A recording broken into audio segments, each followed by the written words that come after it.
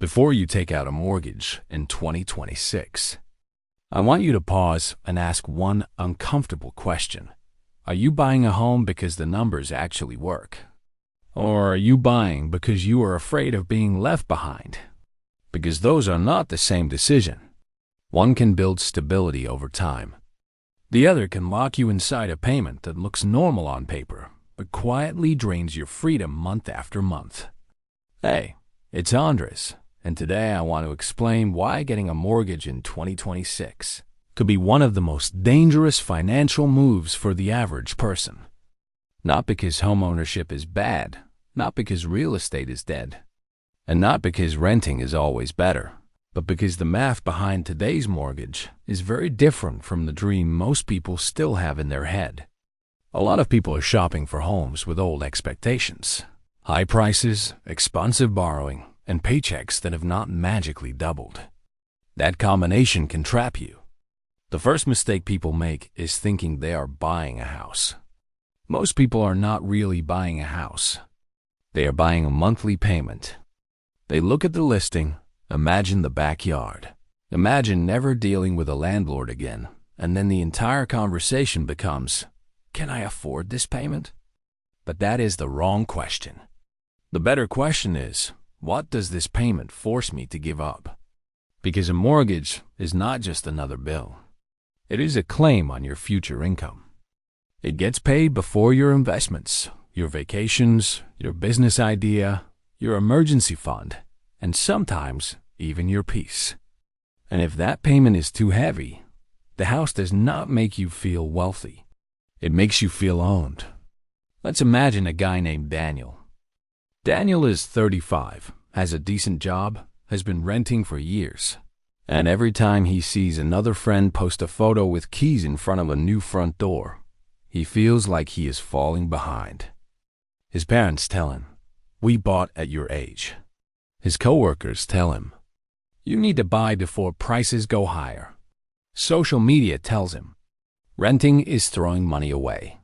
After hearing that enough times, Daniel stops asking whether buying makes sense and starts asking how fast he can make it happen. He finds a house that costs around $400,000. Years ago, that might have sounded expensive, but now it somehow feels normal. He talks to a lender, gets approved, and the approval feels like permission. That is the first trap. Approval is not the same as affordability. The bank is not asking, will this payment help Daniel live a strong financial life? The bank is asking, can we probably collect from him? Those are completely different questions. The lender does not care if Daniel stops investing. The lender does not care if his emergency fund disappears. The lender does not care if every car repair becomes a crisis. As long as the payment arrives, the loan is considered successful. But Daniel's life may not feel successful at all. For the first week after closing, he feels proud. Everybody congratulates him. Then the real version of ownership arrives. The mortgage is higher than rent. Property taxes are not just a boring line item anymore. Insurance is more expensive than expected. Utilities jump because the house is bigger than the apartment. The inspection missed small problems. The water heater is old. The fence needs repair. The first few repairs and move-in purchases cost way more than he expected. Suddenly, Daniel realizes something nobody explained clearly. The mortgage is not the full cost of owning the house. It is only the covered charge. This is where 2026 becomes especially risky. People compare rent to principal and interest only. They say, my rent is $2,200 and the mortgage is $2,600, so buying is only $400 more. No, that is not the real comparison. You have to compare rent to the full cost of ownership, principal, interest, taxes, insurance, repairs, maintenance, utilities, appliances, closing costs, moving costs, furniture, and the opportunity cost of the down payment. That little $400 difference can quietly become much bigger when the real costs show up. And once you sign, you cannot cancel the house like a subscription.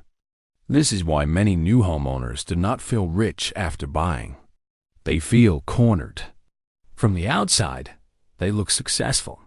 They have the keys, the driveway, the kitchen island, the photo in front of the door. But inside the bank account, there is no margin. And margin is one of the most underrated parts of wealth. Margin is what lets you fix a problem without panic. Margin is what lets you keep investing when life gets expensive. Margin is what lets you leave a toxic job or sleep at night when the economy gets weird. A house that destroys your margin is not just expensive. It is controlling. Now here is the part most buyers do not want to hear. The market has not reset in a way that makes everything easy again. Borrowing money is still expensive compared with the ultra-cheap years many people remember. But home prices in many areas have not fallen enough to make payments feel comfortable. In a simple textbook, if mortgage rates rise, prices should fall enough to balance affordability. But housing does not work like a clean textbook. Sellers are emotional. Many owners are locked into older, cheaper mortgages and do not want to sell unless they get the price they believe their home deserves. Some markets soften, while others barely move. So buyers get trapped between two forces: expensive money and still expensive houses. I call this the double squeeze. The first squeeze is the interest rate. When the rate is higher, more of your payment goes to the lender instead of building equity. People love to say, "At least I'm paying myself instead of a landlord." But in the early years of a mortgage, you may mostly be paying interest, taxes, insurance, and maintenance. Your actual equity build can be much smaller than the emotional story you were sold. The second squeeze is ownership inflation. Insurance rises. Property taxes can reassess. Labor and materials cost more. Repairs are not optional. A roof does not care that you drained your savings at closing. An HVAC system does not care that your budget is already tight. The house keeps asking for money long after the lender says you were approved. That is why Daniel's life changes so quickly. He thought buying would make him feel secure. Instead, every month feels tight. He used to invest a few $100s automatically.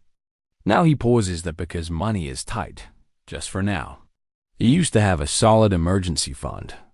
Now most of it became the down payment, closing costs, and move-in expenses. He used to feel flexible. Now every decision has to pass through the mortgage first. Can we travel? Mortgage. Can I change jobs? Mortgage. Can we have another child? Mortgage. Can I replace the car? Mortgage. The house did not just change his address. It changed his freedom. And freedom is the part of wealth that does not show up on a real estate listing. Now compare Daniel with Marcus. Marcus also wants a home. He's not anti-real estate. He wants stability, roots, and a place that feels like his. But Marcus refuses to confuse homeownership with automatic wealth. Instead of asking, "Can the bank approve me?" he asks, "Can my life survive this payment if something goes wrong?" That question changes everything. Marcus looks at the full monthly cost, not just the mortgage. He gets insurance estimates before falling in love with the house.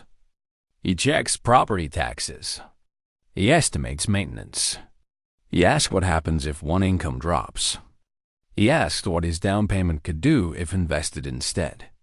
He asks whether buying this house would make him stronger or just make him look more successful.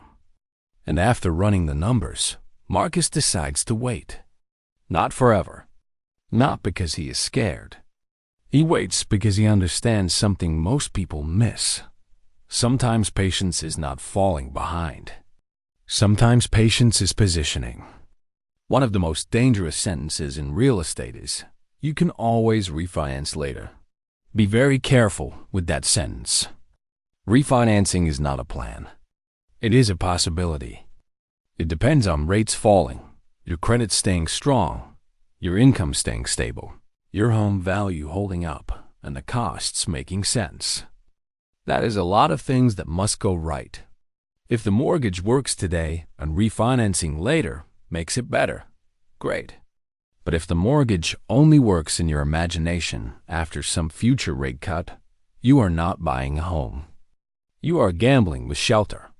A lot of people tell themselves, I'll suffer for a year or two, then refinance.